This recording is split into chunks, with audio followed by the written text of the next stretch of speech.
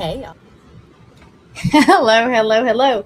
Welcome back to Nightshift with Andrea up late.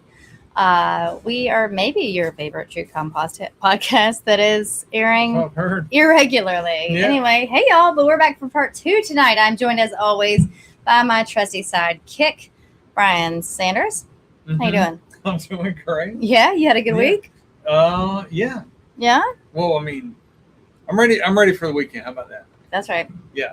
Oh, hey, Spring, summertime. Hey, everything's starting to Lastro. come this way. Yes, it is. Everything is coming this way, all the warmth. If you're new here, this is a true crime podcast, and we air weekly on Tuesday nights, usually, live on YouTube. So you will hear us engage in the chats and these kinds of things for a little bit at the beginning. Then we air the case, and then we chat a lot at the end. So you can always log in. It's free. Go to YouTube, go to your account, and you can come into the chats and talk to us. Ask any questions you want about the case. Otherwise, if you're an audio streamer, we usually drop these on Wednesday, so you can listen on iTunes or Spotify or wherever you listen to your audio podcast.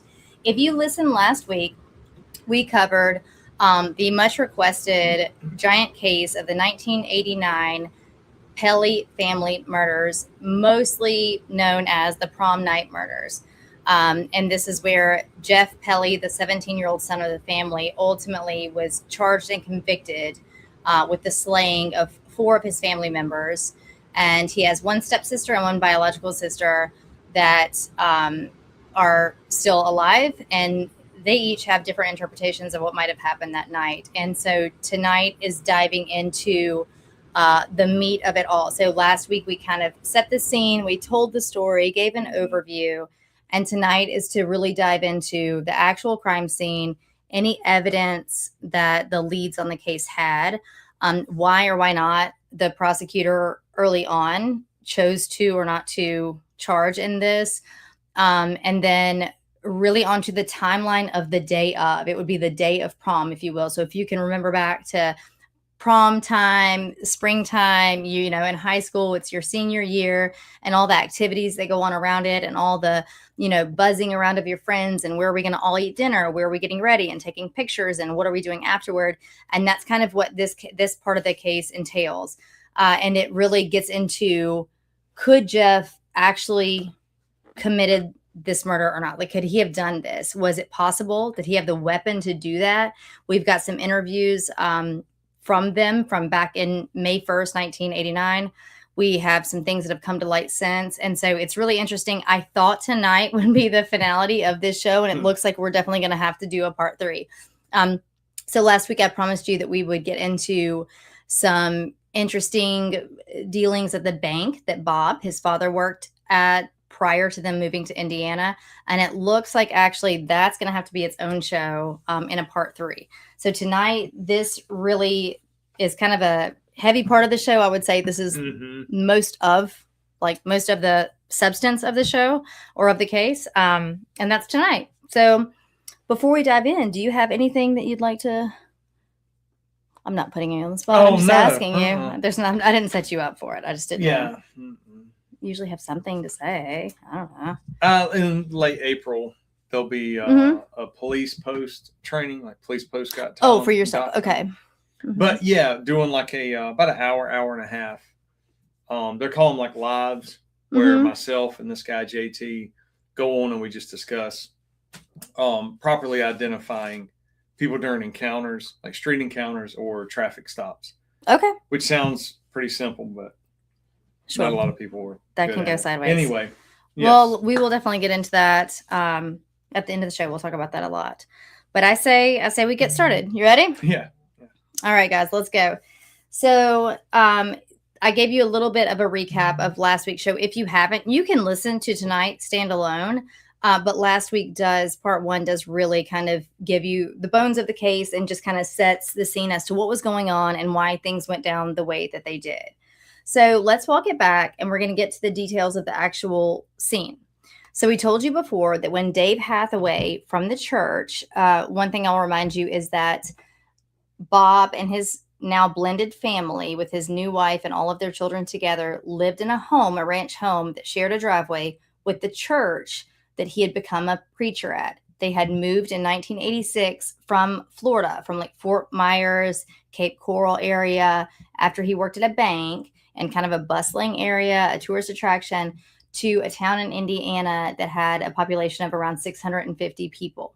Okay. And he said that he was heeding a calling and became a preacher at this church, Olive Branch Ministries. And so that's where this all takes place. This murder takes place there. And so we will walk it back on part 3 as to what was going on in Florida prior to this part.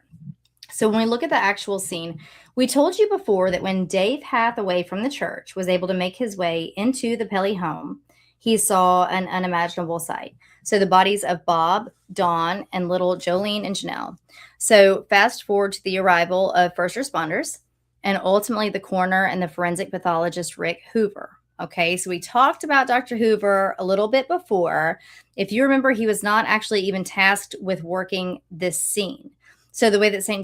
Joseph County operated is that the coroner responds to the scene, takes a multitude of notes, right, and then assists with transport of bodies to the morgue, where the pathologist will then conduct the autopsies. If you remember, with the Pelley murders, though, Dr. Hoover stopped by because he saw the commotion at the home and was driving by after church that morning. He only lived like a mile away from the Pelley household. So this really doesn't cause concern, and it does make sense. However, there's not one note made by Dr. Hoover in the over 4 hours that he spent logged into the scene. But there are also 0 notes from the coroner either. So the first time we have any written information about the bodies is not until Dr. Hoover notes his findings while performing the autopsies. So a key component, as you all know, night shifters, in solving a murder is to narrow down the approximate time of death if you're able. So we can't always pinpoint it, but you get that window as small as possible. And if you have nothing else to go off of, at least this can start to define something, right? So there are some very basic observations made that assist in this finding. Some very essential pieces of knowledge that can easily be observed and documented would be the temperature, right? The weather conditions outside, the temperature inside the home. And like currently speaking, not in 1989, but even you can look back at past changes in a thermostat if they're available digitally, right? Mm-hmm. Temperature of the bodies, liver mortis assessment, rigor mortis assessment. So quickly, just to help out, remember liver mortis or pooling of the blood is assessed and noted on a kind of a scale. So you want to determine the level or the stage that it's in. And this is going to be a description of where the blood has pooled in the body. And when making a determination of the stage of this, one can then determine an idea of how long the body has been in this position since the time of death. This also not pertinent to this case, but it can let you know too if potentially a body has been moved. So like the Christian Andracchio case, he was leaning over a tub, but the liver mortis or the pooling of the blood was to the back of his calves and his lower back. It indicates that he had been lying on his back at the time of death and for a while and then had been moved, right? So this is one thing you can look at, but it can also estimate a time of death. And of course, most of you are familiar with the term rigor mortis, and quite simply, it's just the level in which muscles have stiffened after death. And there's a good way to know how long it takes for rigor to set in. And then ultimately, rigor does go away. And so you can look at those things to also help determine a time of death. So without any other knowledge of the murders or any suspects, these are at least quantifiable data points that are fairly easily gathered and documented. However, for the Pelley murders, we don't even have these. We don't have one of these, not one. So this becomes particularly frustrating when there really is minimal evidence to start with. So, I mean, would you say that that's pretty typical documentation kind of across the board, even in 1989? It's quantifiable. So no matter what else is going on, you can at least do that, right? So in terms of this scene, if you don't want these details, you can always skip forward a bit if you're listening to the audio stream. There are children involved. So nothing was disturbed in the home. All doors were locked. Nothing appeared to be stolen. There didn't appear to be any struggle in any room of the house. And you may remember from part 1 that Bob was found in the main hallway while Dawn and the girls were found downstairs in the basement. So the basement had actually been converted into a bedroom for the 2 small girls. So again, just a quick reminder, there was Jeff, who was 17 at the time, his biological sister, Jackie, who was 14. And then when his dad married Dawn, she had Jolene and Janelle. Okay. And Jessica, she also had Jessica, but she was not here at the time. So Jessica was 9, Janelle was 8, and Jolene was 6 at the time. So Bob Pelley was lying face up in the main hallway by the bedrooms. And I'll show you in a moment. Actually, I think I may have a picture of it here, a layout of the house. I may not have uploaded it. That's fine. We'll put it on Instagram on Andrea Upload, and then we'll definitely have it for next week's show as well. But we have kind of like it's really a basic blueprint. It's not really that detailed, but it just shows the hallway and the 3 bedrooms toward the end and like the position of Bob's body. So he was lying in the main hallway. His feet were nearly inside the doorway of the bedroom, and his head was out into the hall. There was a large spray of blood on the wall beside him. He was lying face up. Okay, so his glasses were lying on the floor separate from the body. So if his head was positioned like this way, his glasses were then strewn farther beyond his head. Some items from his shirt pocket had been strewn onto the floor. There were bits of tooth matter on his shirt. Autopsy findings revealed that Bob was fully clothed. So he was wearing his wedding ring, a blue short sleeve shirt, gray slacks, underwear, a belt, socks, and tennis shoes. All right. The items that remained in his pockets were, meaning like his pants pockets, were nail clippers, a pocket knife, a handkerchief, a comb, and some quarters. The autopsy revealed 2 gunshot wounds, and it appeared they were from the front.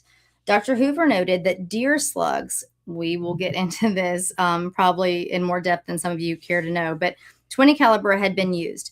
Dr. Hoover's interpretation of ammunition is because he stated that the entrance wounds to both Bob's face and the chest were, quote, round and distinct, and that other ammunition that would include like birdshot or any other type of ammo that sprayed or spread out would not have rendered these wounds. So Dr. Hoover also determined that the first shot would have been the one to Bob's chest, with the shot to the head being the fatal shot. Dr. Hoover states that the shot to the chest would have dropped him instantly. Those were his words. And remember in episode 1, we discussed that Dr. Hoover was there because he had at the time been interested in honing skills as a blood spatter expert, though he'd never become certified or specialized in this discipline. Mm-hmm. So again, I think it's important to remember that this town in Indiana had a population of 655 people, not highly populated, not a ton of murders, not a ton of time for Dr. Hoover to hone this type of skill. Although the detectives and police there in that jurisdiction relied heavily on him and said that he was the most experienced of anyone that they had. Mm-hmm. So you can kind of look at that both ways. Okay. His interpretation of the scene is that the blood spatter to the lower portion of the wall was caused by the head wound that Bob suffered, as the chest wound would not have cast spray that way if he's lying on his back like he was found. Okay. But the autopsy revealed that the wound to the chest had a bit of a different trajectory than would be maybe thought, because it shows an angle front to back. It's a little bit left to right, but I think the most interesting point is that it's got a little bit of a downward angle.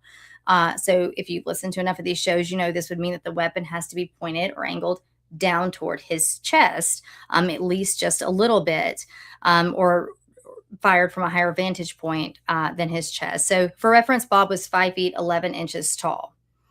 So if this was the first shot, the chest wound, then we have to consider what that would mean for who's applying this wound, right? So tox screen shows no blood or alcohol in Bob's system. Stomach contents included semi-digested fruit, a tan liquid, ground meat, and popcorn. So 2 things we're going to come back to are Bob's clothing upon his death and the popcorn in his stomach. So moving on to Dawn's autopsy, she was wearing a pink sweatshirt, hair clips and wedding band, button-down shirt, bra, jeans, underwear, and socks. She'd been shot 1 time, close range to the right temple area. So most accounts articulate she was missing a portion of her face, which when we get a little bit more into the ammo used, that would make a lot of sense. Dawn was also missing 2 fingers on her right hand. Again, it was 1 shot, though. So this is going to indicate a defensive measure, which I'm sure we can kind of all picture if she's trying to push someone away. I mean, not even so much as to shield herself, right, but as to push someone away. So Dawn's stomach contents also contained a tan liquid and fruit. Her tox screen also showed her negative for alcohol or any drugs. Moving on to the girls, so it's going to be 8-year-old Janelle and 6-year-old Jolene. They were wearing tank tops and shorts. Dr. Hoover determined that based on the blood evidence, Dawn, sadly, mom, perished first, then Janelle, and finally Jolene. The shooter had been close when firing these rounds, so each girl died from a single gunshot, and the youngest, Jolene, had residue deposits on her arm and shoulder indicating the gun would have been within a couple of feet of her face at the time it was fired. The girls each had the same stomach contents as Dawn's, the tan liquid and the fruit. Now, some important points to consider, one, the clothing that everyone was wearing. So the reason this matters, again, since we really don't have any notes from the coroner or the pathologist on the scene, like I say, we have none, like there are none. And so we can't approximate time of death really based on their bodies. So let's look at the next best thing, their clothing. All of the victims were wearing what would have been not really becoming of their Sunday morning clothing. Remember, Bob was the pastor at the church. And so they were at the church every Sunday before the service started to greet all the families coming in. So by all patterns, they would get up and get dressed for church. They were all fully clothed, but not in pajamas, right? So they weren't in what they would have woken up in that morning.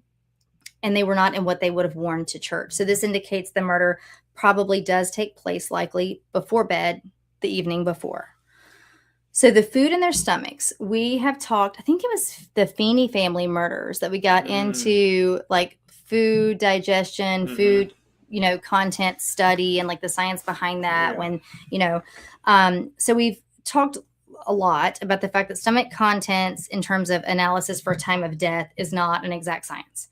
Much like handwriting samples. Although actually, I think this is probably less of an exact science because it deals with like your own metabolism, like your age, all these kinds of things.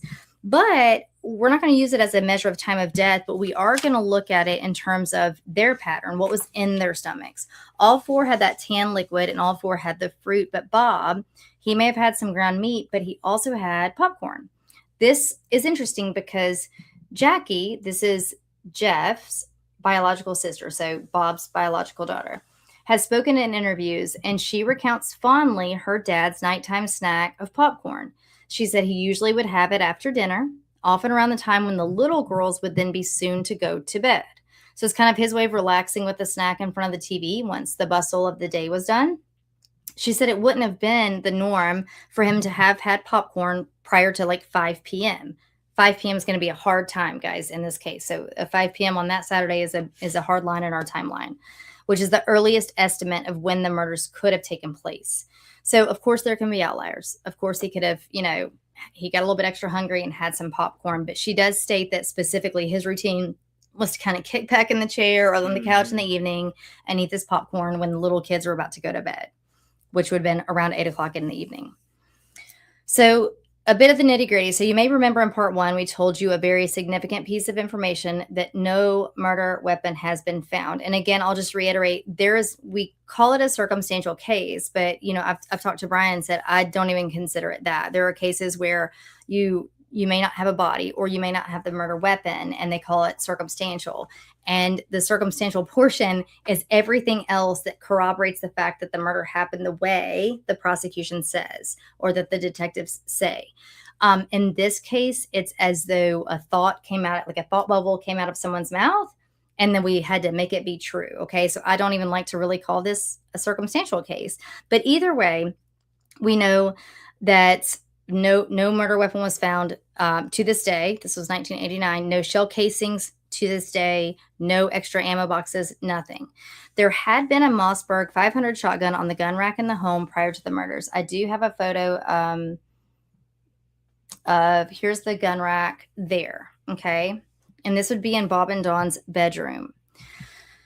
But what we don't know is, was it there leading up to the night that the murders took place? So this is in very big dispute. This is until you listen to the police interviews with Jeff and later the interviews with his sister, Jackie. But for now, I say that because with no murder weapon or shell casing ever recovered, the idea that it was the Mossberg shotgun, the 20 gauge with deer slugs, that was listed as the murder weapon really doesn't have a solid backing. So even when we're talking about the case, it's almost with that weapon in mind, but it's like we have to back up and say, we don't know for sure it was that weapon, right? We don't even know if that weapon was on that rack prior, like the weekend, that Friday night leading into the weekend. So it could have been used to commit these murders for sure when you look at the scene and the autopsies, but there are so many other shotguns and other types of ammo that could have been kind of completely synonymous with that one. Like it could have worked as well. So could the Pelley family shotgun have been used if it wasn't even in their home at the time? And this has to be considered. We will touch on that a bit later. So it can be read all over police reports and in the evidence log about wadding. I'm going to get a little bit, just a couple paragraphs, bear with me, into the nitty gritty of the way these certain shotguns break down if you're not familiar with them or with their ammo. So you hear about plastic wadding and cardboard wadding being found. So this is going to be listed in evidence, okay? And so I have a photo of that here, actually. So if you're to zoom in on this, I'll put it on Instagram so you can read it better. But this is one part of the evidence log, okay? And it talks about there are multiple instances where you see either cardboard wadding or plastic wadding. And so in case you're not super familiar with what that is, Science Insights defines wadding as shotgun wadding is the component inside the shotgun shell that sits between the powder charge and the pellets or the shot.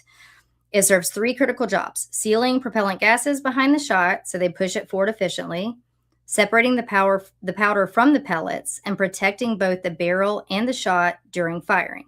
So without a wad, the gas would blow through the gaps between the pellets instead of propelling them, and the shot pattern would be erratic. It would be weak. It's not going to be what you're banking on, okay? So just know that wadding is used in shotgun shells for shot and slugs. I will put up a photo so you can see the inside of a shotgun shell, and you can see where it says wad there in the middle. It's almost like an inner casing to house whatever the projectile is, if it's the pellets or if it's a slug, okay? So in this particular picture, it's a clear plastic inner lining. So this would be the plastic wad. Remember, I told you we had plastic and cardboard. So shot, referred to as, like, you may have heard of like birdshot or buckshot. Now these are exactly how they sound. So it's your typical like cylindrical shotgun shell you just saw a picture of in different sizes with the shot or pellets inside. The shot is multiple spherical pieces of metal. The smallest one could be about the size of BBs. But they are available much larger depending on what you will be shooting. So birdshot, it's what it sounds like. It's for birds and small animals, squirrels, rabbits, etc. Buckshot can be used for deer. It's not ideal, especially if you're going to harvest the meat, because you would have all those little pellets in the meat, right? It's often used for home protection, or just target practice. And then there are slugs. Again, it sounds like what it looks like. Think of an actual slug. This is kind of like a chunk of metal that can be pretty large depending on the gauge of the weapon.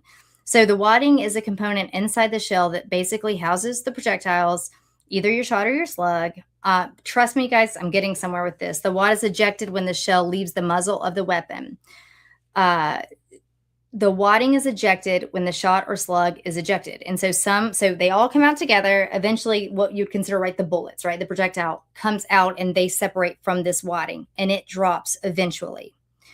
So depending on the weapon you have, the gauge of that weapon, and your specific ammo brand or manufacturer is going to determine when the wadding separates and when it eventually drops.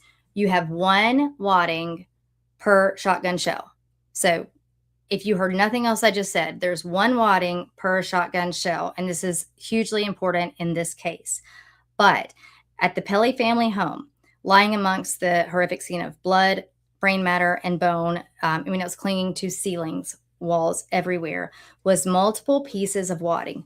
Multiple. When I say pieces, I mean individual, like per shell. It's not in crumbled pieces. So if you see one, that's one shotgun shell. If you see another one, that's another one. For as many pieces, we'll say, but as many individual waddings you find, that's how many shells would have been fired. So if I have a box of slugs, all the slugs in the box have the same type of wadding from the manufacturer, either cardboard or plastic. But at the Pelley family home, there was cardboard and plastic. So the only way we're going to have both of those types on the floor near Bob, you have plastic and cardboard wadding. And then downstairs in the basement near Dawn and the girls, again, cardboard and plastic wadding, is going to be if different brands of ammo were used. So let's say you just grab a handful and it's from different like stores that you have, put them in your pockets, okay, or you reload with a different type, maybe, or if more than one gun is used, all right? So just think about that for a little bit as we move on with the case. So per the police, 17-year-old Jeff Pelley was enraged about restrictions for prom. Though his friends came and hung out beforehand, Bob took pictures. We're going to get to all that, but he was enraged and he snapped. This is what police said, okay? Remember, this is what The leads on the case said the day the bodies were found. So they're hardly cold and they've already found a motive for this killing. When they saw a gun rack with no gun, the motive train took off down the tracks and they followed it swiftly. So Jeff snapped and annihilated the entire family that was home, not just his dad that he was supposed to be so angry with, even the little girls, his little sisters. But before he snapped, he loaded his pockets with shells because he'd have to reload with the 5 shots that went in their bodies and then the extra at least 1 shot that we saw in the stairwell. He planned for enough ammo. He committed all the murders. Then he picked up every single shell. There was not a shell to be found at the scene. Removed any metal fragments possible. There were only 2 or 3 found.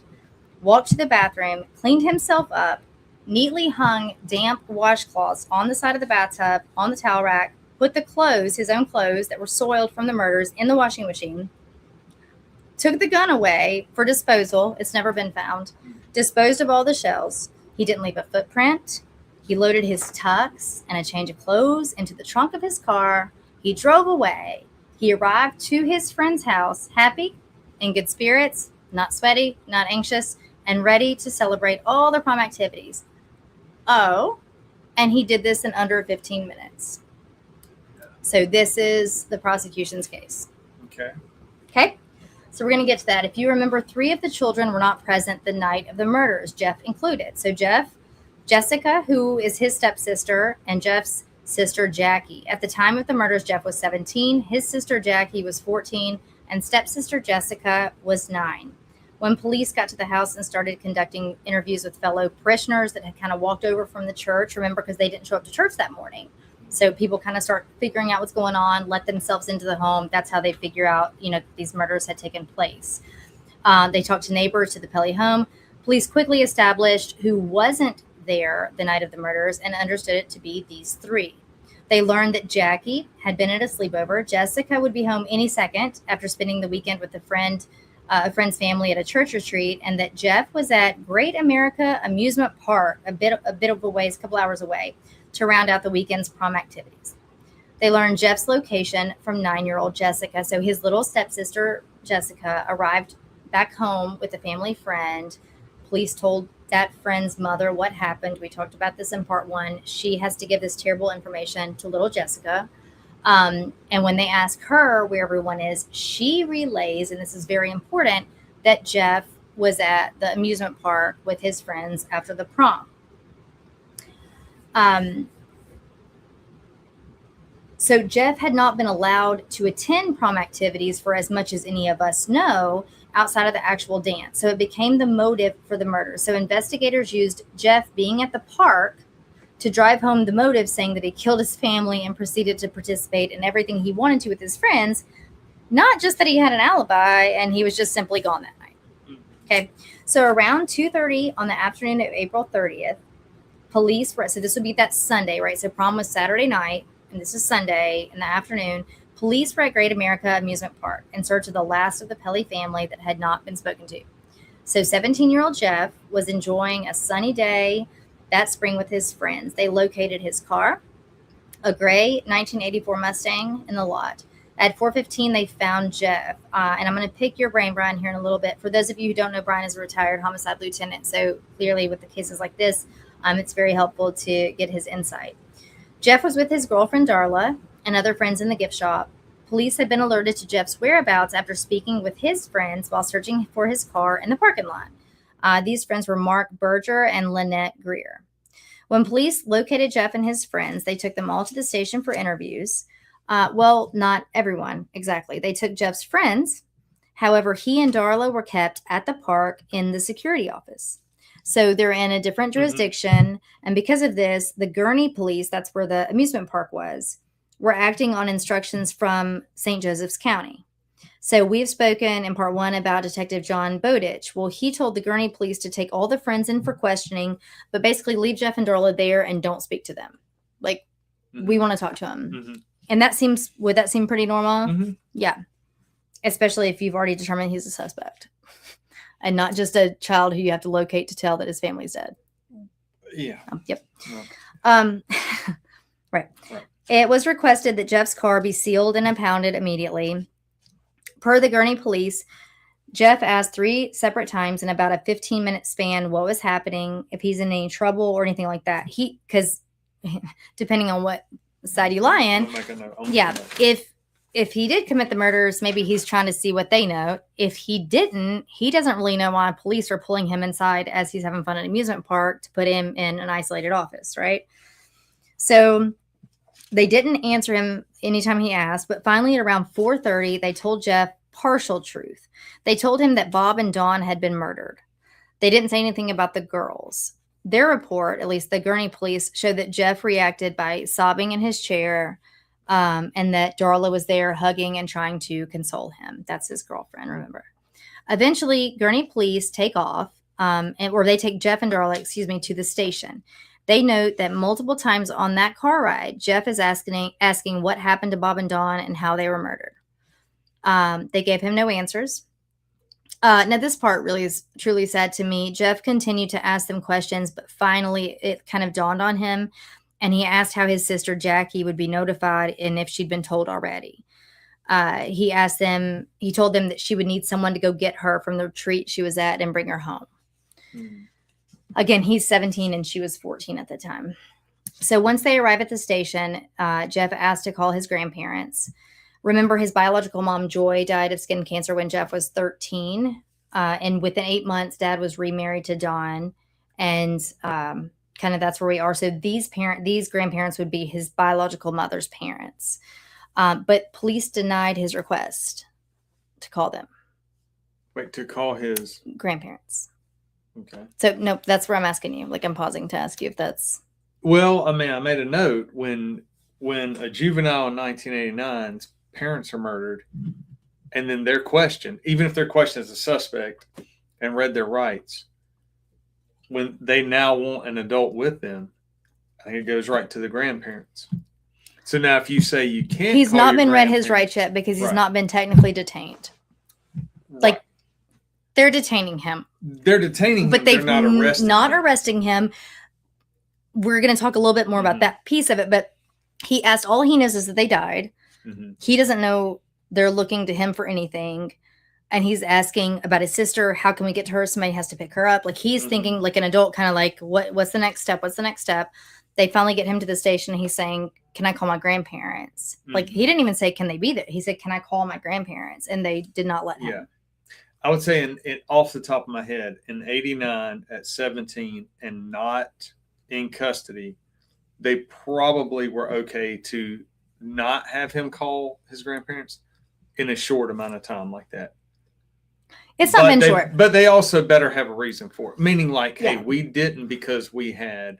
And it's not going to be short. It's going to go into the whole nother. Right. He's going to be up for over 24 hours. Yeah. So, yeah. All right. So almost 4 hours go by with no talking from the officers.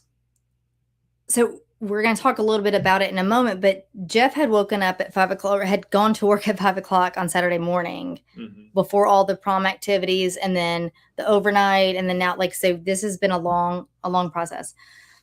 So around 8:30 that night, Detective Bowditch got in from Indiana. So he drives in, from where Jeff lived in Indiana to where the amusement park is with his partner, Jerry Rakowski. Evidently, they conduct some other interviews. They searched both Jeff and Darla's cars, but found nothing pertaining to the investigation. I'm going to say that one more time. They found nothing pertaining to the investigation, which we are going to touch back on here in a moment. Let me ask you this. Would they have... I can't find anything about them having a search warrant. Not sure why they would have one for Jeff's, but let's say then further extending to Darla, his girlfriend, for Darla's car. I don't know if they asked if they could search it, and she said sure. But without knowing that, outside of her just consenting to it, would they have been able to have PC to search Darla's car? They'd have to have a search warrant. Where did you say they located the car again? Both of their cars were at the amusement park parking lot. So I know they would have to have a warrant. I'm saying, would they have had PC to have a warrant for Darla's car? I don't think so. I mean, it doesn't sound like it, but that's why I don't even think they would have it for his car yet. So. Well, I didn't either, but that's why I'm asking. So, Again, remember, in the reports, they state they found nothing, quote, of evidentiary value in either of these cars. So finally, the detectives spoke with Jeff and Darla separately around 9 o'clock that night, and then bring them back to Indiana at 11:30 that night is when they get on the road, right? So it's not until after 2 a.m. that they arrive to their hometown of Lakeville, Indiana.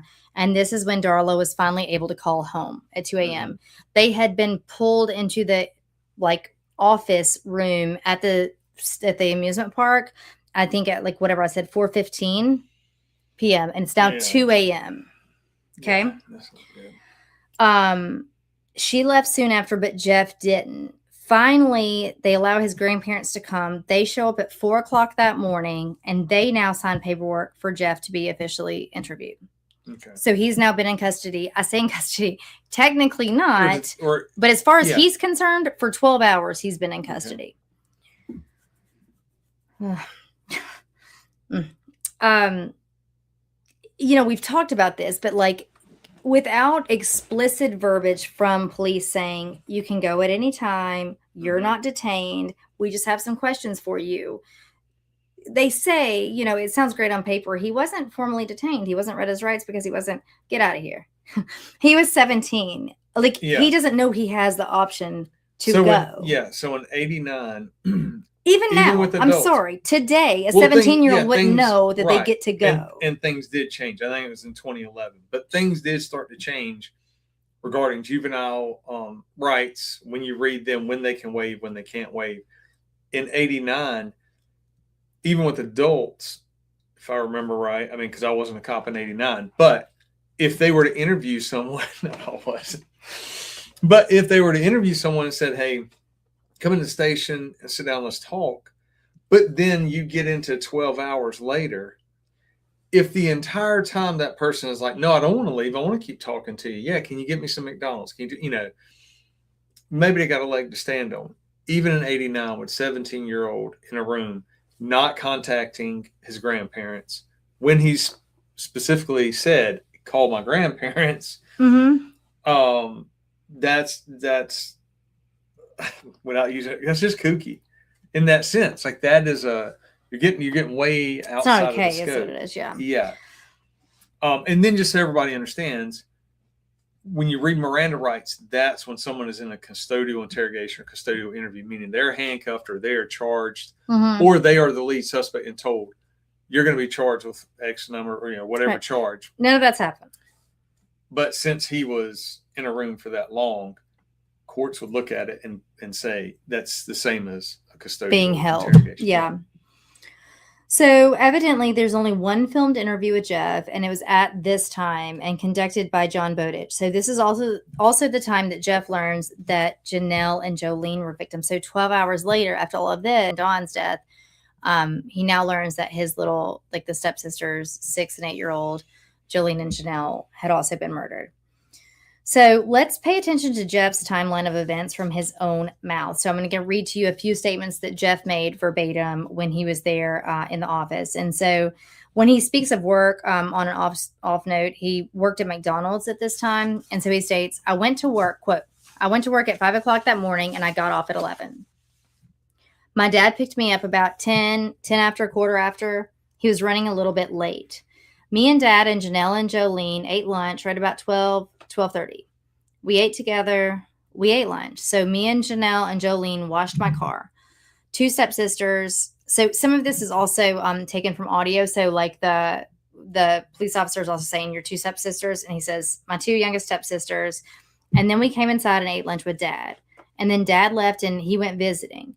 He didn't come back till almost 4 o'clock. I think he went to Johnny Howell's and the Dillers. I'm not sure of his name. I watched the baseball game on TV for a little bit, Cardinals. On a side note, that game ended at about 3:45 that day. So that can give us a little bit of a timeline as well. So when asked about Dawn, his stepmother, he said, well, she had a Girl Scout meeting that day. She left about 9:30, I believe. Now, granted, he wasn't home at 9:30 that morning because he was still at McDonald's at work, but this was like a scheduled thing. So they had family calendars and these kinds of things. He knew that was her plan for the day. Jeff stated that Dawn got home about 3:30 that day, just before Bob. So this is all Saturday prior to prom night. Documentation shows that the Girl Scout meeting indeed ended around 2:45, and Dawn stayed back and chatted for a while with her girlfriends before completing the 20-ish minute drive back home. So what he says about her coming home around 3:30 makes perfect sense. So after multiple interviews were conducted, everything Jeff says thus far rang true, with multiple people to corroborate these timelines. We got witnesses, like his manager at McDonald's was interviewed and saw his dad pick him up at the time Jeff said he did. Like people, a check-in log at the Girl Scout meeting shows when Dawn got there and when Dawn was leaving, and her friends corroborated that she stayed back and talked. It made sense. So everything he's saying is lining up 100%. So by 4:30 that afternoon, the 4 murder victims and Jeff were all home. So Bob, Dawn, Janelle, Jolene, and Jeff at 4:30 on that Saturday were all in the home.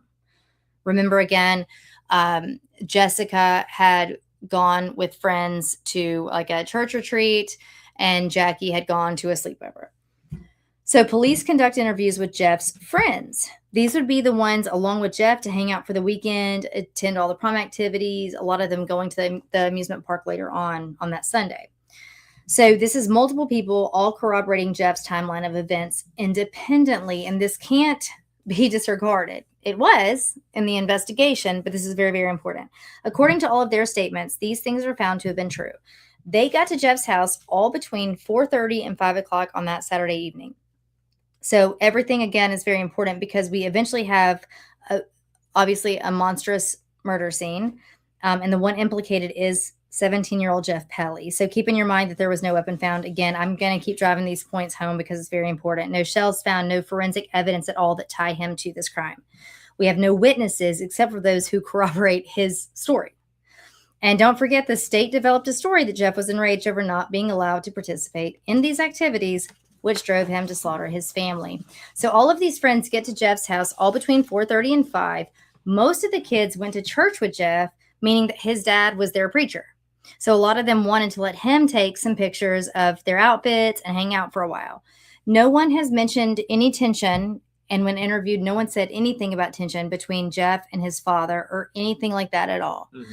And this blows my mind, knowing the narrative that then takes place.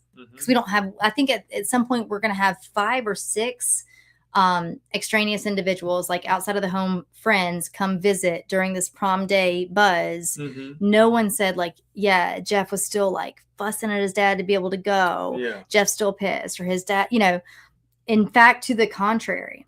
So we have to take ourselves back to 1989, and Bob Pelley having a nicer 35 millimeter camera was part of the reason they went to the Pelley home.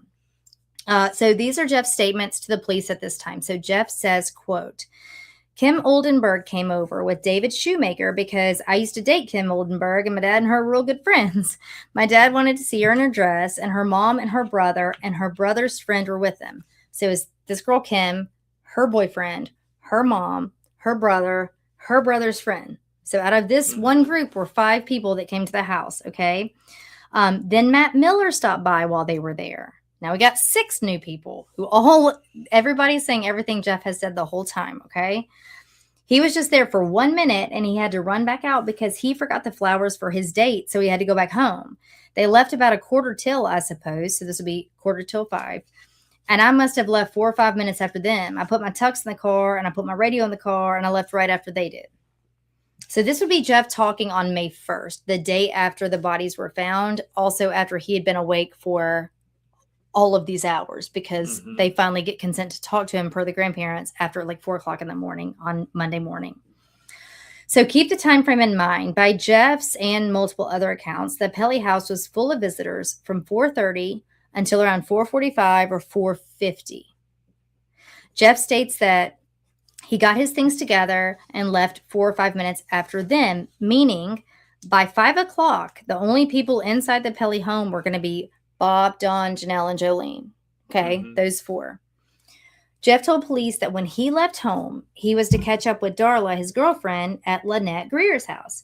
Everybody was going to finish getting all ready and take photos and then head to pre-prom dinner. I mean, this all just plays. I can just, think about this time period, and everybody knows where they're going to dinner and who's taking the pictures and all the things. So in Jeff's words, he says, quote, "We were going to dinner at the Emporium. We had dinner reservations for 6:30. I knew I'd need clothes for after prom, and I was spending the night at a friend's house, so I knew I'd need to get clothes for that. So I packed all that, and I got the car ready to go. But there was a bit of a hiccup in Jeff's plan. His car acted up, and he had to detour to a gas station. So he says about that, quote, I had to stop along the way because I'd been fooling with the idle on the car. It wasn't idling right, but the car was idling too high when I tried to stop. It just didn't want to stop right. So we talk often about the fact that nowadays we have cameras everywhere. But then in 1989, we don't.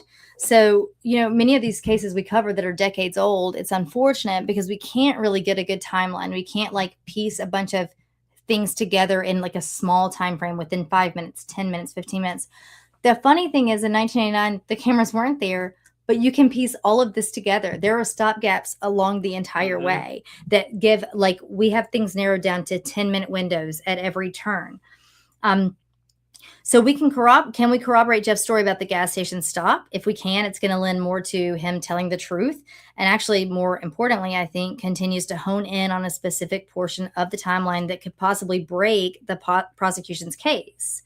We're going to come back to that. In part one, we discussed that the narrative was that Bob told his neighbor, if you remember, and some others, that Jeff was grounded and only allowed to go to prom if Bob drove Jeff and Darla to the prom and picked them up after.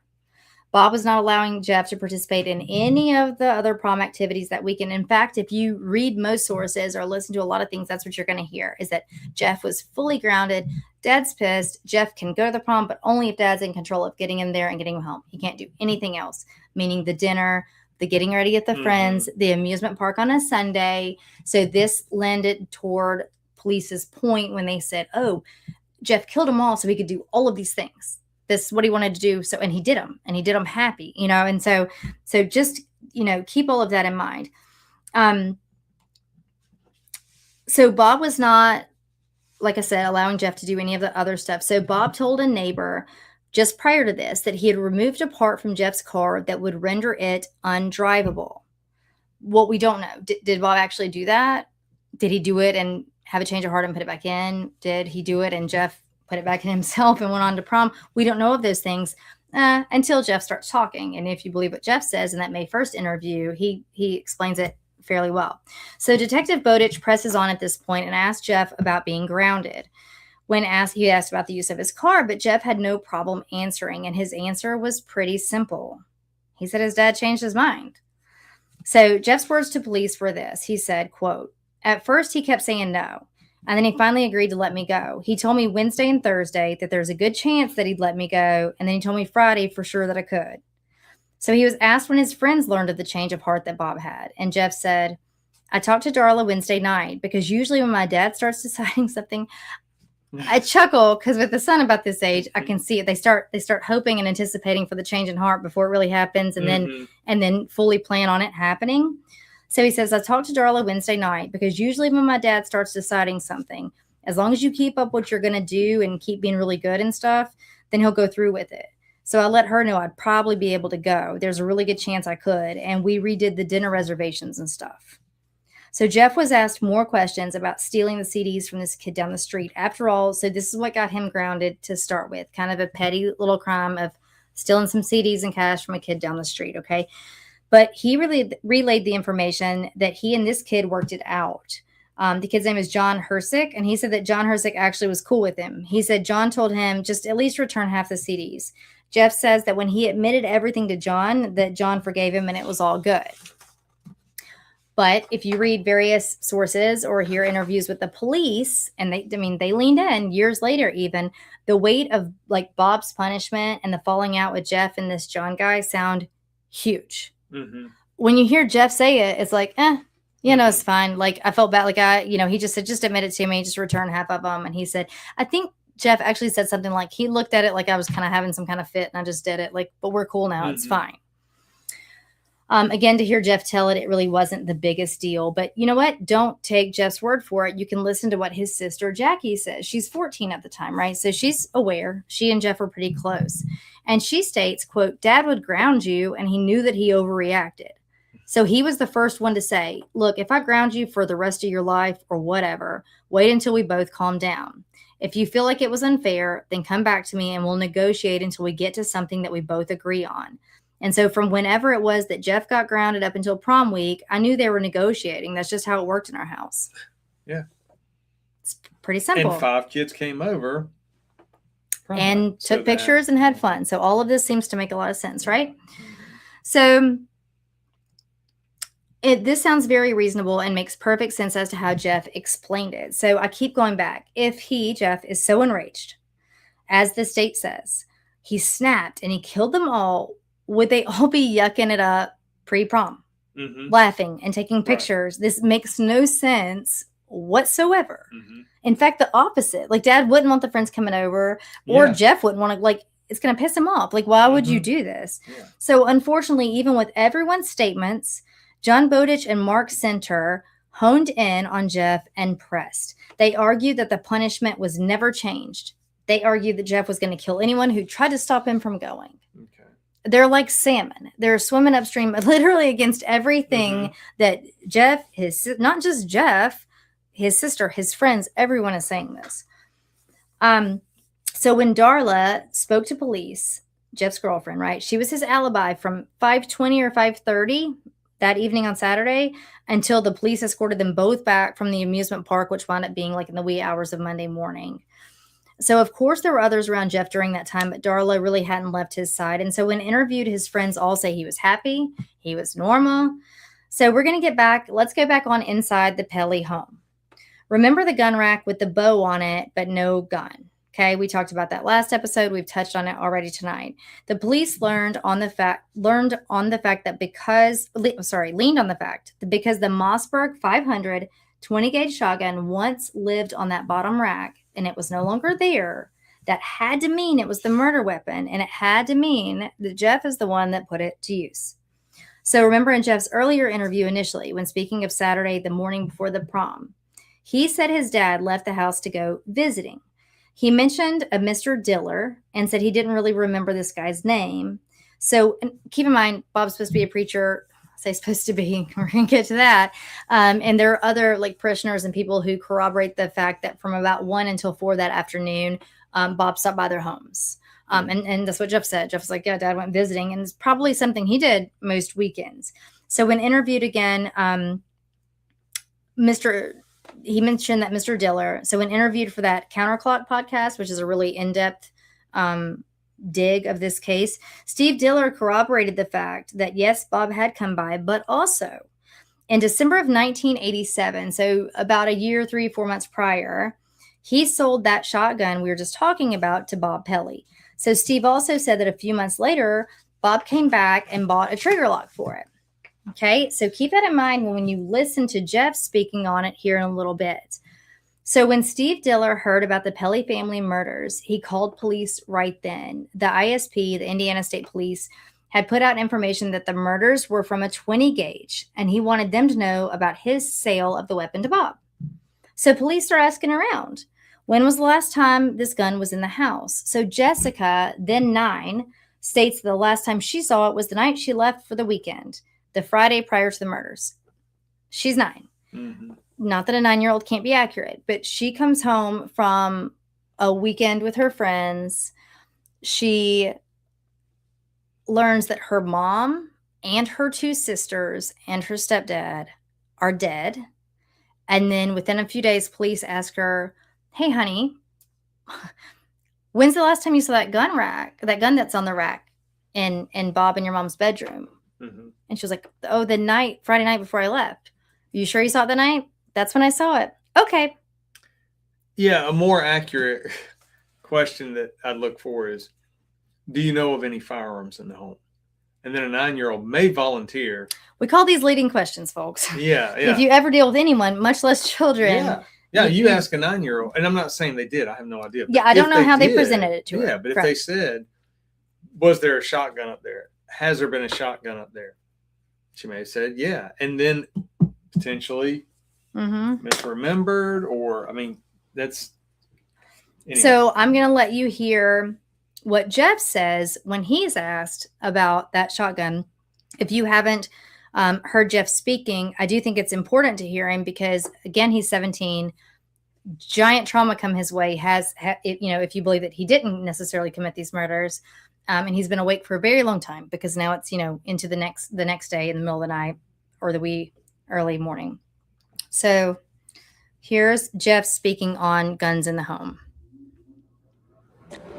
I'm not sure if he gave the shotgun to somebody else to keep also or not. I haven't seen it in a while. Do you know what kind of shotgun it was? I think it was a Mossberg 20 gauge. I think it was a pump. Held like 5 shots or something. I don't know. It's been quite a while since he's had it hanging up. Okay. And then we also have him saying this. We used to have other weapons, but my dad got rid of them.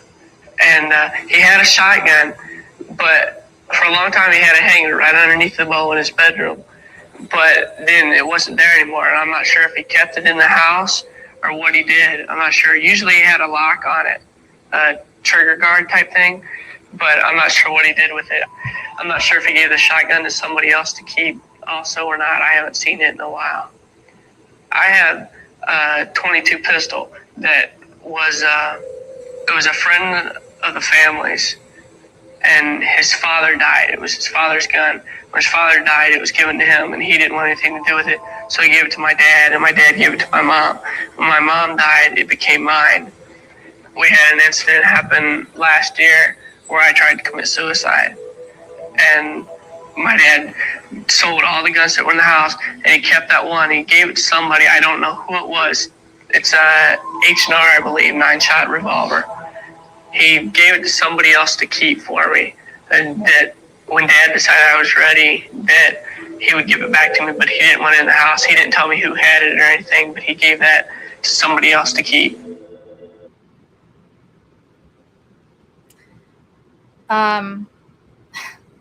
What's your take when you just hear that? Yeah, that actually sounds more like if you're talking to a witness, like the day after an incident happens and you say, hey, tell me about what you saw or what you were doing. Everything just seems pretty straightforward, matter of fact. The timeline sounds solid. And when he says things, there's a way you can check. Hey, it's a what was it, H&R or whatever, 9-shot revolver. Okay. He gave it to a friend to hold because I was suicidal. Yeah, easy enough to ask about.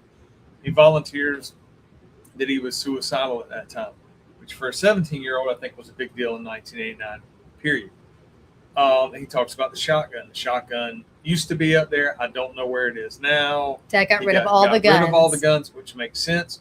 Again, something very easily. You start asking around family members, friends, hey, where did the guns go? Who borrowed the guns? He also said, I think he kept like a trigger lock, a trigger guard on it. And we have Steve Dillard, he says, he came back a few months later and bought a trigger lock for it. Mm-hmm. Right? So everything, we have this extra witness who is the one who called police to say, just so you know, I did sell Bob Pelley a 20 gauge Mossberg 500 shotgun, mm-hmm. right? And he came back a few months later and bought a trigger guard. Now we've got Jeff saying, couldn't even remember Steve Dillard's name. He knew Mr. Dillard, right? But he was saying, Dad kind of kept a trigger thing on it, I think. He's talking very plainly. I say specifically not in like a weird way, but it just makes sense. It's even flow. It mm-hmm. sounds like truth. And he said Mossberg 500. I think it was a 5-shot. Basically, it holds 5. This is very, very important, guys, because with no murder weapon, and like I said, and I'm going to keep driving this home, I mean, even at the danger of just belaboring the point, but the entire narrative was Jeff's pissed because he can't go to prom and he just killed them all. We have nothing that ties him to the case forensically, nothing at all. No witnesses, no nothing. He never admitted anything once, still hasn't. There wasn't blood on his clothing. There was nothing. And so when they're like, oh, little Jessica, where was that gun? Why is it not in that gun rack? And she was like, well, it was there. And they're like, see? Mm-hmm. Jeff took it and he killed the family with it. We don't know any of that. Maybe, but we don't know that. And so when you ask Jeff where it was, but you know what? Forget that. Don't listen to Jeff. Why don't you listen to Jackie, his sister at the time, when she talks about where the gun was when they say, was it on that rack or not? This is what Jackie later says. Jeff had come upstairs and he asked me when I had a chance to come down and talk to him. He didn't seem like it was urgent in any way. And I went downstairs with him and he started handing me money. And I don't even remember who all it was for, but it was like give this to Dad and Dawn. I owe them this $20 or whatever. I'm winging it here because I don't recall the details on that. And so I started looking around then and saw the 22 sitting on the desk. And so I picked up the 22. But as soon as I picked it up, I was like, well, now what am I going to do with it? Because I'm smart enough to know I can't throw it into the other room because it could go off. So what do you do? And so he took the 22 out of my hand and set it back on the desk. Jeff had come upstairs. So, and that was Jackie recalling when Jeff was not doing so well. And I will say that Alan Baum, his original defense attorney, and we'll talk in next episode about his current defense attorney and kind of how they're presenting the new idea for a case. His original defense attorney will say that, and this just kind of goes to show, we talked about it, but mental health in 1989 versus 2026. And he didn't want to touch on the fact that maybe the gun had been taken out of the home, which is the whole case. Like, oh, it's tough. And it's tough to hear him now because he knows it now. Like, and he'll talk about it now, like I should have. But he was like, in 1989, I didn't want to hint that Jeff could be suicidal because a jury would look at him as unstable. And he thought that would drive home the murder case. We know now suicidal and homicidal are such incredibly different things, right? So, so he does touch on that a little bit. So you got to hear what Jeff and Jackie said about a pretty easy corroborated explanation about where that gun could have been and why it wasn't in the gun rack. It hadn't been there, if you believe what they said, for a long time, much less that weekend. Okay. But forget all that noise. But because the cops believed Jessica. Not to discount the child, but those two knew the story. Why would the 9-year-old necessarily know that Jeff was suicidal? Why would the 9-year-old necessarily know that Dad went through this big rigmarole of getting rid of the guns? She wouldn't need to know that. Also, her memory you take a picture. Oh, yeah, that's where the gun lived. It's pretty simple, but they believed what Jessica said. So police get a warrant and have Jeff remove his clothing so they can take pictures. The forensic pathologist stated in his report that the person who did this would likely have some bruising or marks on their body from multiple blasts of the shotgun to their chest or their shoulder. And the police scanned Jeff's body. We're going to put that on Instagram for sure. Jeff, I've got a picture. I've shown you multiple pictures here. This doesn't even show it. I think the picture on the left where he's at prom having fun makes him look even larger than he was. Jeff was small. Like, he had a very narrow shoulder set, small chest, like he just hadn't grown into a man yet. And he was just like a small frame teenager. And so there's a picture of him standing. Actually, I put it on my story if you are an Instagram follower on Andrea Up Late. So I don't know if you can see that, but if you're watching right now, there is Jeff in the picture that I'm referring to, because police, like I said, get a search warrant, have him strip his clothes down and look for his body for any bruises, red marks, or anything, thinking this is their smoking gun. No pun intended, right? They're going to find a mark on him that proves he shot this gun multiple blasts, and that's that. Case closed, right? Because the forensic pathologist said that's what they were going to find from the shooter. The police scanned Jeff's body, but they find no bruising at all. Nothing. No marks. Nothing. So that didn't work for him. So they walk it back. The morning the bodies were found, 2 washcloths, both damp, were found lying neatly over the edge of the tub. And in a moment, I'm going to tell you the first thing I thought of when I heard this. There were a few drops of water on a mat, and this led detectives to lean in more, theorizing that Jeff had washed himself up after the murders. Real quick, though, by all accounts, this isn't just Jeff's account. By all the witnesses, everything we know, Jeff was out of the Pelley home by 5 p.m., if not a moment before, okay? By the time investigators get there the next morning, I want to say church was to start at 9:30, so 9:20, I think Dave Hathaway and them walked over. They get in the house, they see the stuff, they call 911. Closer to 10 o'clock in the morning, investigators get there. By the time they search the home, a little after 10. I'm saying this to say we're now looking at 17 hours later from the time Jeff was in the home.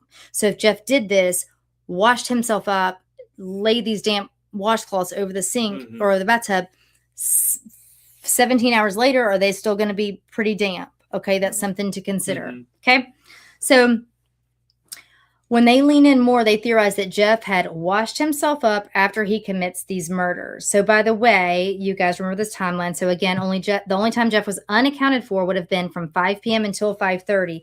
Actually, we're going to narrow that down a little bit, because if you include the drive time to his friend's house to arrive at 5:30 and Jeff's stop at the gas station for his car issues, that puts him having no more than 15 minutes. In fact, more like a 12-minute window to have completed all of this. Mhm. Now we're going to include a shower. Okay. Oh, and he's so fastidious that not only is he going to murder them all and take a shower, he's going to neatly lay the washcloths. He's not hiding them. He's just going to lay them over. But I'm assuming had no blood on them or any.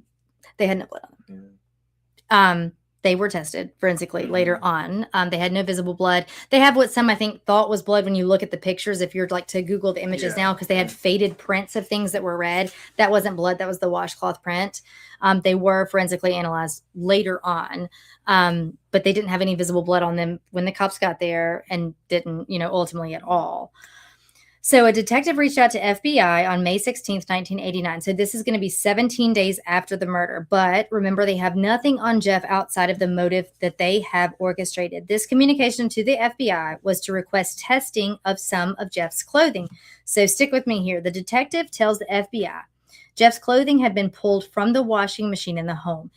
To this day, there's zero documentation of any collection of clothing from a washing machine, who took it, and what date they took it. Okay. He told the FBI they recovered a pinkish striped shirt and 2 socks from the washer. He also said they retrieved a Hawaiian shirt from the trunk of Jeff's car. So he says the pinkish striped shirt, 2 socks, washing machine, Hawaiian shirt, Jeff's car. It's very important to remember these 2 things. So St. Joseph's Police Department already said nothing of evidentiary value was recovered from his car. Do you remember that? But here we are. So in Jeff's original interview, he asked about the clothing. He is asked, about the clothing that he wore throughout that day on Saturday. He tells them, he goes through a thing about he'd worn his old dirty McDonald's pants that he covered in pink jogging pants, and he washes his car. He's getting ready for prom, y'all. Come on. So he's washing his car and that stuff. Then he says something about coming in. I think he said like loafing around the house, which is 100% 1989. And that he had changed into, whatever outfit to loaf around the house and watch TV. Remember, he watched the ball game. And then later on, he gets ready for his friends to come over in casual clothes, because he knows he's going to be getting ready for prom in his tux at a different location. So when he tells them in the interview what clothing he wore that day, he finishes with, quote, "And then when I went to go to Lynette's house, I changed into a pair of blue jeans and a Hawaiian shirt." Okay, remember I just told you that police pulled a Hawaiian shirt for testing out of the trunk of his car, pinkish shirt, and 2 socks out of the washer. This is extremely important because the blue jeans become the only tangible piece of evidence that the prosecution actually attempts to use. I say attempts to because it really still doesn't make sense. However, there's no record anywhere of jeans being pulled from the washing machine, and when they were collected from the trunk of Jeff's car for testing, they were located in a brown paper bag, specifically an Annie's grocery store bag. So the prosecution argued these were Jeff's jeans, and because they were retrieved from the washing machine, they weren't. It means he wore them during the commission of the crime. However, the FBI forensic testing showed the opposite. There was not a drop of blood on the pants, like not a speck. More so, testing revealed that the pants had soiling, which would mean that they're just worn. They were worn jeans that had not been through a wash cycle. And so to that, there were also 42 coins found in the pocket of the jeans. We've talked about this in at length. Have you guys ever washed a pair of pants with 2 quarters in them? One of those quarters is finding their way out. And then especially by the time they get to the dryer, you just hear ka-ching, ka-ching, ka-ching. He had 42 coins in the pocket of his jeans. So when they were retrieved, 42 coins were in the pocket of his jeans, meaning when they were washed, they didn't somehow come out. When pressed about this later on, the lead on the case, when he's interviewed years later, he says, well, it's possible because the pocket gets twisted in the wash cycle and they get trapped in there. 42. Test the theory. Well, I'll test it all day long. I can't seem to keep 1 coin in them. My goodness. Also a receipt, a paper receipt. So not even like nowadays when we have like whatever, laser jet printers and all this stuff. Like think like that. Remember the noise when the receipts would come out of the cash register? And it was like the printed on type ink, right? and you rip it off, that perforated thing, or the little teeth there. So a paper receipt with ink was found in the back pocket of the jeans that police 17 days later say they retrieved from the washing machine. It was undisturbed, untouched. It was in the back pocket of his pants. It doesn't make any sense at all. The paper wasn't crinkled, worn, Well, so it's pointed out by Delia D'Ambra, that's the host of the Counterclock podcast. She says, remember how acknowledges how Jeff stated he was wearing a Hawaiian shirt and jeans when he left for Lynette's. He tells the cops this is corroborated everywhere. All of his friends say the same thing. So when all of his friends are independently asked questions, what was Jeff wearing when he got to Lynette's house? What was Jeff wearing when you saw him here? Everybody's like, oh, this black Hawaiian shirt thing and jeans. Okay. So he went there to his friend's house in that outfit. He changed into his tux there at Lynette's and he left for prom. So he takes his change of clothes, right? He's got clothes with him. He's got his tux on now. So Hawaiian shirt and jeans, back out to his car. He puts them in the trunk of his car. And this is where they are found in that Annie's brown bag. Lynette's mom worked at Annie's grocery, right? So makes sense. He grabs a bag from the house, throws his clothes in there, puts them in the trunk. Those jeans were never in the wash. Jeff was not cleaning himself that evening. I'll stand tall on that one. Remember Jeff stating that he stopped at the gas station to work on his car. And we discussed that, right? Can this be corroborated or not? There weren't closed caption cameras and these kinds of things. Well, a teenager named Dennis Nicodemus was working that night. The next guy on shift after Dennis was running behind. And because of this, Dennis kept checking his watch. So he's looking at the time constantly. He states that between 5:17, when he looked at his watch, because he was like, oh, it's 5:17, oh boy, better hurry up. Yeah. I'm staying over, right? And 5:20, he saw Jeff pull in. He said Jeff was wearing a Hawaiian shirt and jeans. He stated that Jeff came inside to ask to call his girlfriend. He said he was afraid he'd make them late to dinner for prom.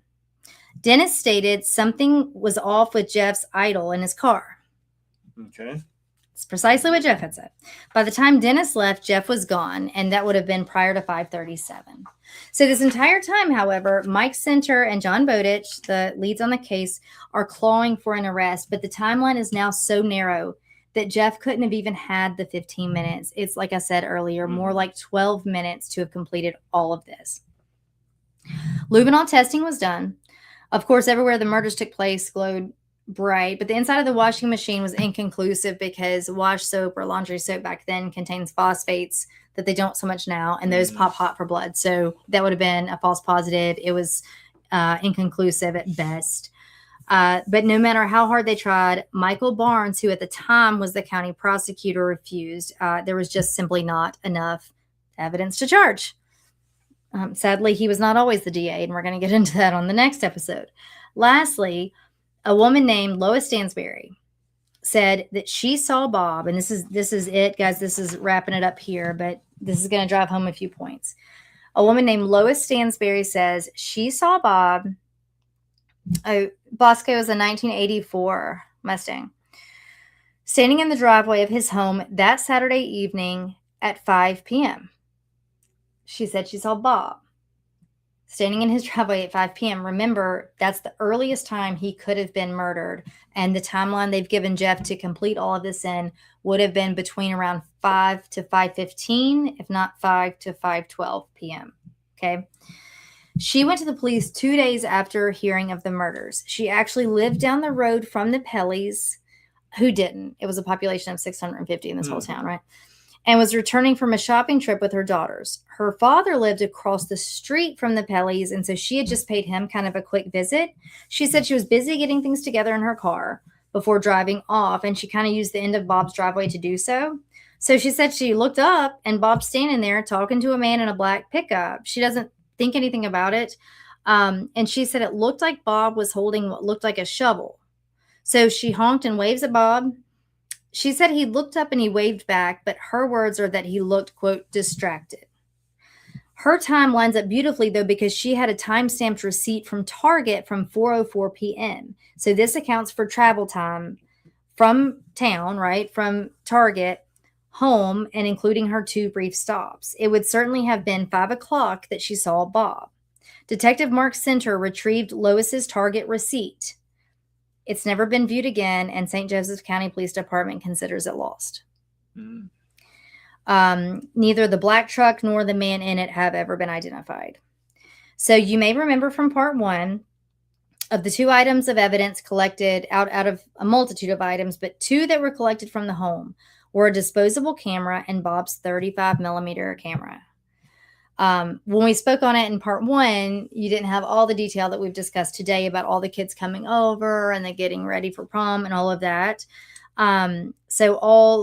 This is the camera that all the prom kids talked about. Bob fancied himself, I think, an amateur photographer is what some of them said. That's why they went there for the photos. Where are these photos? Okay.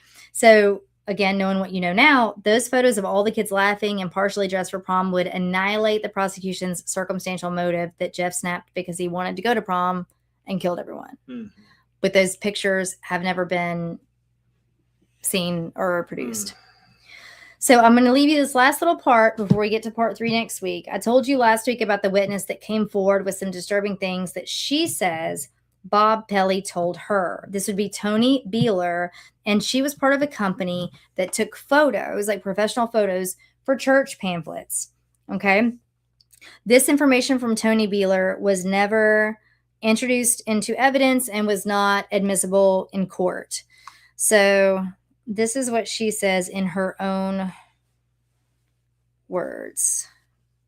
Pelley called me aside and did not want the church directories made because he had a life before the ministry. He wasn't a minister. He had a previous life, and as much as I can remember what he said, because I was a little bit surprised about it, he was in finance and he wasn't in Indiana.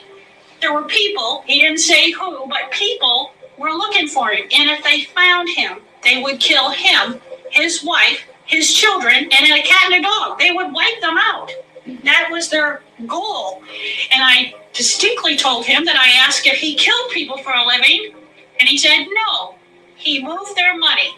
And for that, he wasn't doing it, and he was hiding out as a minister at a country church in Lakeville, Indiana.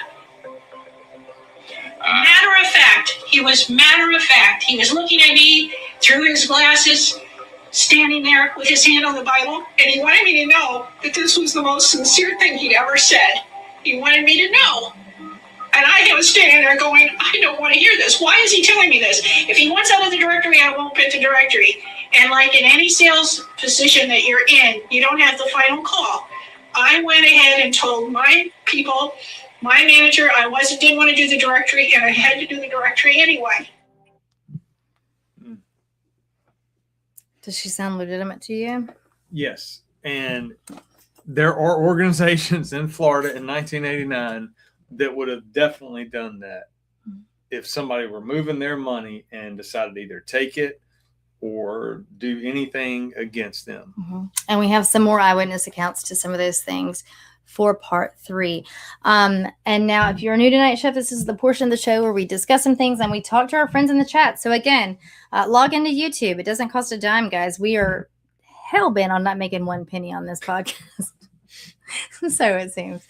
But log in with your email that you were assigned at birth, and you can chat with us. Also, I want to highlight a couple of comments here. So Heather Vick was saying, Brian, I'd love your take on a person going from 0 to 60, meaning he wasn't a violent kid. He didn't torture animals, etc., but yet he slaughters his whole family in one night. And I'm going to add to that, Heather, he went on to be a successful businessman working for IBM. He gets married. He has a kid until the 13 years later when he is then arrested for his family's murder. Yeah, that's rare. I mean, completely rare that someone just snaps. And if they do, it's with no other kind of issues. With no other issues. And usually the crime scene is sloppy because it's happening spur of the moment. Then when the cleanup happens, you need more time, and it's sloppy as well because now they're trying to clean up something that they maybe did not plan on doing, right? Or ever thought about doing or planning it out that way. So yeah, that's completely rare. Luckily or fortunately, that's rare. Yeah, Heather, 100%. And we've talked about this a lot because we know that like just because of his age doesn't mean he can't do something horrible, right? Sadly, we know that that's not the case. But what I think makes me so like infuriated this whole time is thinking, sorry, I'm trying to get us back here, is pick a lane, police, right? Because when they say he snapped, he couldn't handle it anymore and he was going to kill anyone who got in his way.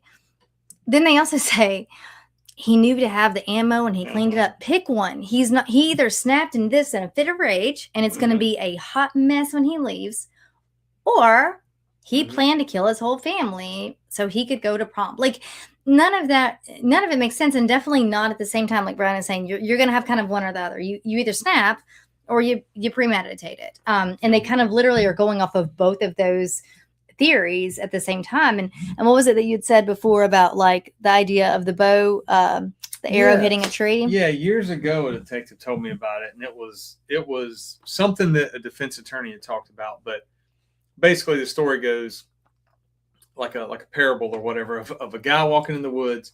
He sees a guy with a bow and arrow, or with a bow, and there are just multiple arrows throughout the woods in these trees, in these perfect bullseyes on like 20 different trees.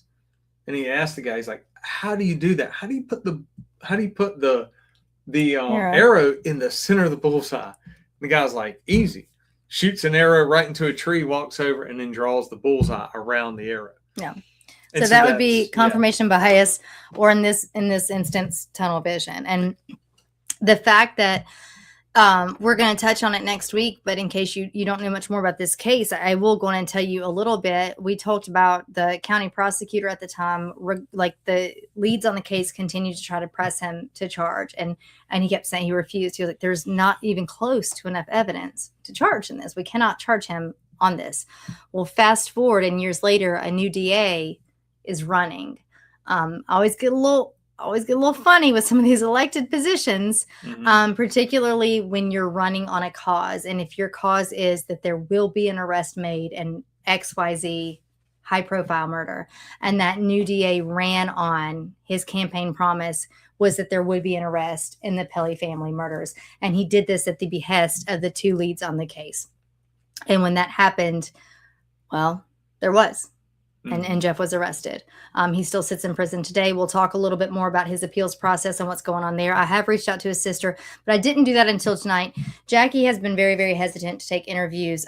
She's been very displeased with how the media has portrayed her brother. We talk about it all the time. If something is reported once incorrectly, it kind of just goes from there. She kind of talks the same way today that she did in these interviews, in the line of like, my brother was not like, yeah, he got into some mischief as a kid, like he was a big dummy. He did some stupid stuff. None of it was violent in nature. It wasn't anything that would corroborate him, or, account for him committing these murders. And again, the same thing, like, he and my dad were fine. Like, dad would overreact and we all knew it. And then like give it time. And just like Jeff said, "Oh, I already told Darla, like, I think I can go." Dad's thinking about it. Once dad starts thinking about it, then usually if you stay good, it'll work out. It all makes perfect sense. And so, what I was going to talk about is the washcloths on the side of the tub. Number one, I'm no hydro scientist, whoever would know about how quickly these washcloths would dry. You like that? Yeah. But so, like I said, it could have been no later than 5 p.m. the day prior that Jeff washed up and laid those washcloths, because we all know 17-year-old boys are good at cleaning up after themselves after a shower. And he lays these washcloths neatly on the side of the tub, okay, at no later than 5 p.m. or 5:10, whatever. By the time investigators get there and get these, and they're still damp, and now it's been, what I say, probably at least 17 hours later, I don't think they're still going to be damp. Meaning, if you look at it like that, these murders happened later in the evening. And what would be happening later in the evening when, let's say, Bob's sitting back and eating his popcorn, watching TV? Maybe Jolene and Janelle, who are 6 and 8, are getting their baths for the evening. So you have 2 washcloths, because I know every time I bathe my boys, or as they get older and bathe themselves, you wring out everything. And like when I read it, I could picture myself doing it when they were younger and lie it on the side of the tub. And now you guys get out, get dried off. Let's get ready for bed. Now they were still in clothes, so that doesn't mean that they had yet been bathed. Maybe a bath had been running. Maybe who knows what's going on that night. But Bob had popcorn in his belly, and there were some washcloths there. So we don't know if they didn't bathe and then try on a new outfit. Like who really knows? But it doesn't make sense that they would still be damp or wet 17 hours later, and that Jeff would have had the wherewithal to snap, but then lay these here, gather all his belongings for the next day, not forget anything, get his tux, and be able to tell the story later. Like with no flubs, he's maintained it the whole time. And like, everything he said could be checked. Exactly. Even down to the idling of the engine and what he was wearing. Also, shell casings in 89 being either a shell catcher on your shotgun or you've got the wherewithal to pick up your shell casings in 1989. Yeah, they didn't have flag. They didn't have special victims unit, right? They weren't watching true crime things. Yeah, exactly. Of pros and not. And locking the door behind him. If you remember from episode 1, all of the doors were locked, front and back. So not only would Jeff had to have done this, not left footprints, not left any evidence, nothing forensically on himself. They never even tested, by the way, for gun residue on Jeff. Okay. At all. But also lock the doors behind him, like clean up everything, put stuff in the wash. Not those jeans, though. Not those jeans, my friend. But some socks and a t-shirt or that pink shirt, and then not the jeans. The jeans were in the trunk. They said the jeans were in the wash. So I will say that his current lawyer works for the Innocence Network in Indiana. She is trying to vie for a new trial. They've done this multiple times based on a couple of factors. One is ineffective counsel originally. And in fact, his original lawyer has come back in interviews to agree with that. He's saying, you know, I call it like I see it. Like they're right. Like I can't argue that it wasn't. What I know now, I would look back and do things very differently, but they're 100% right. That was ineffective counsel for him then. And then there's potentially some Brady violations there when we get into the bank stuff in Florida that maybe the prosecution knew that wasn't disclosed in discovery. And then what else was it? Oh, what is it? Miss whatever of evidence. So using those jeans that weren't in the wash to hold them up and say they'd been in the wash, even though they had the 42 coins in the pocket and the driver's seat in the back, light acid wash jeans that had been soiled, not washed, and with no blood on them. So little bit bizarre. So Beth says, hi, Beth, by the way, I missed you so much. Come see us at June. The party's in June, by the way, again this year. So we'll talk about that. Beth was saying that humidity could cause, washcloths to stay damp longer than normal if there was humidity. You're right, but this was Indiana in April. So I just can't imagine, without looking back at the Farmer's Almanac, I cannot imagine it was that extremely humid at the time. Bosco saying 15 minutes is not a lot of time to move and clean up. And in fact, that's Bosco, 15 minutes is the largest window he would have had. It looks more like 10 to 12. And again, stop, get to the gas station, calmly go inside and ask sweet Dennis Nicodemus if he could use the phone to call his girlfriend because he's afraid he's going to be late because his car acted up. Dennis wasn't like, gosh, he was kind of in a hurry. He had some blood on his hands. What right? Like none of those things. And in 89, you could also pull phone records. So you could go to that business and get the accurate information. They did. Okay. And he did call Darla at that time. Well, there's a phone record from the gas station to Darla's house at that time. And in fact, when he's asked, when they try to kind of get him and they're like, well, when did you tell your friends that your dad changed your mind and you could go to prom? And that's when he says, well, I told Darla back on Wednesday. And that's when he kind of has to say to him, like, well, usually if dad says stuff like this, he kind of changes his mind. And like usually kind of it gets better as time goes on if you stay good. Well, he's like, so I called Darla on Wednesday saying there's a decent shot. And I think he said like, on Thursday I said maybe. And by Friday, dad said definitely I could go. Right. Mm-hmm. So he gives this whole spectrum. But on Wednesday, there was a call made he said, I called her at whatever time on Wednesday night. There was a call from his home to Darla's home at that time on Wednesday night for just over an hour. I mean, at every turn, the child checks out. Love you, Bethy. Oh, tell Greg we said hello.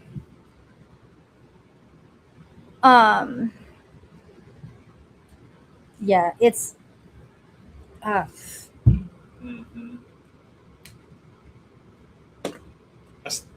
I know we've said it. I still don't. I mean, unless things were not presented, I don't know how they had probable cause to actually get the arrest warrant. I know they got a prosecutor pushing it. I know they had detectives, but I don't know how they had probable cause for half the things they did before they even arrest, like right off the rip. Like we talked about searching his car and stuff. Now, this may be something that I've not stumbled upon or that's not documented very well. We know a lot of things in this case, sadly, are not documented well, but it could be that they said to him, hey, we're going to go look through your car. Now, to be fair, they probably made it sound like this is just what we're going to do.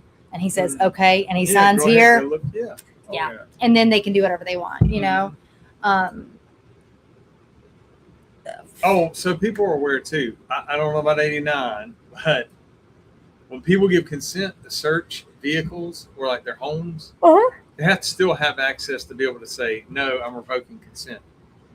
So like in this incident, if he's there at his car and he says, yes, you can search my car, and they go, okay, get in the car. We're going to take you over here to this building and you're going to sit in this office for a while. Now he's sitting in that building, even though he's given consent to search his car, he's got to be able to. He was already in the building when they did. He never saw it.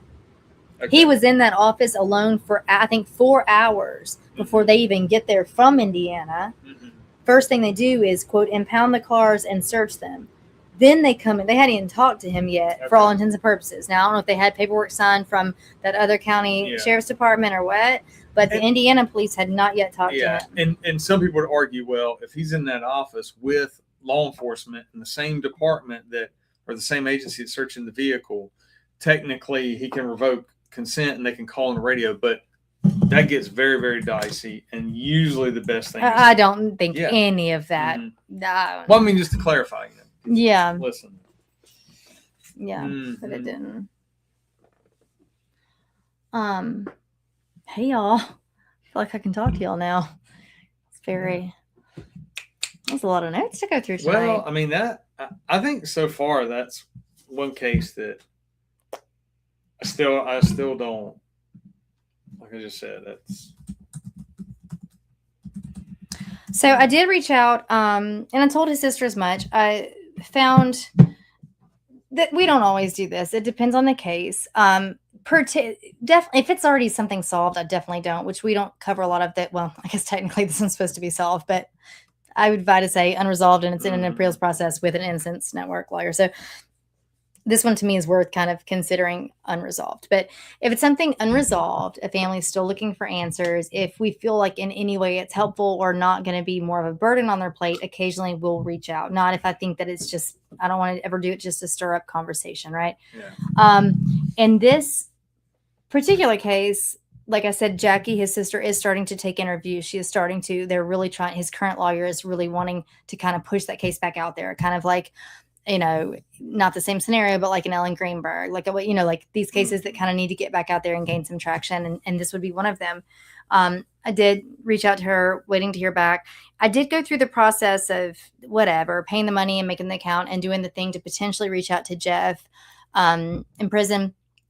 And let him kind of say his piece. But then at the same time, I started thinking about the fact that it's in the appeals process. So I'd rather reach out to his attorney actually first to even see if that's anything that she even allows him to do or would advise before doing so. And I mean, I know not like he would talk to me anyway if she said not to, but I feel like there's no point in going through all that if I can just even maybe reach out to her and if she says, yeah, no thanks for an appeals process. Like totally get that. Yeah. Everybody's just saying this is kind of a mess in the chats. And Bosco's saying like the fact that, oh, excuse me, you guys. Whew. Wouldn't his buddy say that he was acting kind of nervous or anything like that? Right. Like between the guy at the gas station who potentially would be the first human being he encounters after all of this. And then any of his friends or any other things. And yeah, no one, then they were asked. They all said no, he was acting like totally normal. And they were there at the home earlier with he and his dad. So if there had been tension there or any yuckiness there, like basically they would have had a driveway in the driveway and could have potentially almost heard the gunshots. Like if it happened the way the state laid out. That also means you only have about 12 minutes, one person to control what, 4 people? 4 people. I mean, I know and clean up that, and get all of his things. Yeah. And we can't forget Lois Stansberry's claim that she saw Bob outside talking to someone in a black truck. Where was Jeff? also, how long was he talking to this man in the black truck? Because now this narrows that 12-minute window down to what? If he talked to him for 10 minutes, now we got 2 minutes for Jeff to be able to do it. Was Jeff still there right then? You know what I mean? Like, so it's, I think the way Jackie words it, his sister, is that like, don't forget, like there's eyewitness account that basically puts my dad alive past when he was supposed to have already been dead. Like, and you know, I think that would be Lois's account of him standing there in the driveway. Yeah, we've got Grab Ass and Bosco, everyone saying the same thing in the sense of like about the new DA, which we are going to talk about that next week. But he ran on a bit of, we're going to solve this Pelley case, and but again, it sounds like he didn't just come to it with that thinking, I've been researching and I've got the answer. The 2 leads on the case came to him saying, hey, we've been trying to get this other guy to do it for all these years. He wouldn't do it. You can do it, my man. And then he's like, oh, let me actually run on that campaign. Got elected, and here we are. Heather, she's talking about Adnan Saeed. Never say never. I refuse to cover that case. I don't think I can do it, guys. Serial did the most amazing coverage of it. I think it may have been one of my first ever listens of a podcast. Gosh, now probably 8-10 years ago. And I even revisited again maybe 6 months ago. What do you think, Heather? What's your thoughts on that? You can just type it in the comments. I'm curious. Have you guys ever, I mean, in the chats, have y'all listened to Adnan Saeed case? Go to the Serial podcast. I'm just going to go on and outsource that one because I won't be covering that. Oof. I don't know. I think you told me that when you just said it was one of the first. We'll talk about it later, but my word, it's tough. It would be a little interesting to go back through it now to FOIA that one now and kind of get back in the weeds with it now that some of us know a little bit more about these, a little bit more about the ins and outs of these things. Ooh, did it just get warm? God, say yes. Probably. Please say yes. Yeah, I didn't crank it down because I didn't want it to keep running. As long as it's not just me. No, it's definitely not just you. I mean, I'm hot too. Never. All right. What are you thinking? So you were saying, real quick before we go, you were saying that for the Police Post podcast or Instagram, page. Yeah, .com. Policepost.com website. What planet I live on. They have some training classes on there for sworn position, for sworn law enforcement. But I've got one large class on there, 3 mini classes. They're like 30, 40 minutes. But we're doing a live April 20th. And that's going to be on their Police Post app. So like law enforcement can download the app. It's free. They just verify you are, in fact, sworn law enforcement. And then it's like a platform that you can put training out there. You can answer questions. JT will often post body cam videos and then say, hey, this is an example of whatever. But how do they verify? Do you have to like a virtual handshake? Yeah. Do you have like there's a gaze that you look at each other with? Yeah. Okay. Yeah. I don't know, but I'm sure they just contact the agency. Just wondered. I didn't know really how y'all know. Yeah, I don't do anything but show up and talk. So and sadly, it's that I say sadly, but unfortunately, currently that one's still only for sworn law enforcement. So that one's not for civilians. But but Brian still has his own digital classes and will do online or potentially in person if you want, and you're not sworn and you have a certain topic, or he may already have a class built in on a topic that you're interested in. So you can always go to his website, which is The Disruptors with Brian Sanders. That one. He said the Disruptors with BrianSanders.com. So that's going to be his webpage. If you don't know a lot about Brian or much of his history, you can go there, learn a little bit more of his bio and what he has to offer when it comes to the training. For me, I just, work my day job and do this show. So here I am. Not that dynamic, really. But you can also follow me on Andrea Played on Instagram. And then, of course, watch us on YouTube on the Andrea Played YouTube channel. We do. Love you guys. Yes, he did get his conviction overturned. I just wondered, you personally, Heather, like kind of your opinion on the case, what you thought about old Adnan or any of them. Grabass is saying, do you have any courses for EMS in a crime scene? I like that angle. It's a very good angle, actually. Yeah. That's a good one to develop, right? Yeah. How about this? Don't touch anything. No, I'm just kidding. No, they have to. That's the thing. So I know. What is nice is body cams now. I think some EMS departments are getting them. But usually if an officer gets on scene, they have to clear and then say, come on in, EMS. Now with body cams, we can see what's been touched or see like, oh yeah, EMS did roll over the person. They did this and they kicked whatever this across the room. Inadvertently, they don't mean to, but in an emergency. It helps. It's incredible, but yeah. But that's actually a good angle for a course. Yep. Good thought. Yeah, thank you. Hang on, what does it say? Wait, what are you talking about? Grab ass up there when you said Woodbine. Okay, and Iowa jury. There's a certain reason that randomly, never in my life before, but I'm honing in on anything Iowa, and I have a reason for it. Looking at you, Jerry Burns. What? Hit me back, yo. We need to finish our conversation. Anyway, I do hone in on anything Iowa, so we need to send me a message, whatever you're talking about there. All right, it's getting warm. I need to take a shower. I'm hot. I'm tired. Let's go. That's a Tuesday night for y'all. All right. Well, hey, thank you guys. We really appreciate it. Thanks for hanging in there. This is quite a complicated, I say complicated. There are a lot of pieces of this case, but I will say at the end of the day, what I do really find wild and I enjoy about it, like I said earlier, we don't have cameras. We don't have a lot of like digital evidence. We don't have all of those things. And usually that like makes us perplexed or frustrated when looking back at an old case and trying to like kind of put pieces together. But this one does it for itself.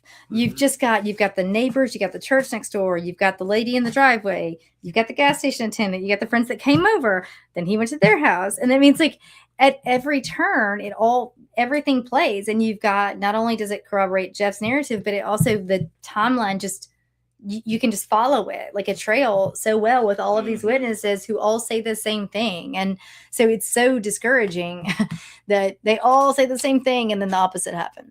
It feels. Well, thank you, Tyler, for listening. And so they're all convicted today. I'll try to remember email tomorrow. Yes, email me. And then let me know you emailed me because I'll forget to check it somehow. So you can follow Brian at the Disruptors,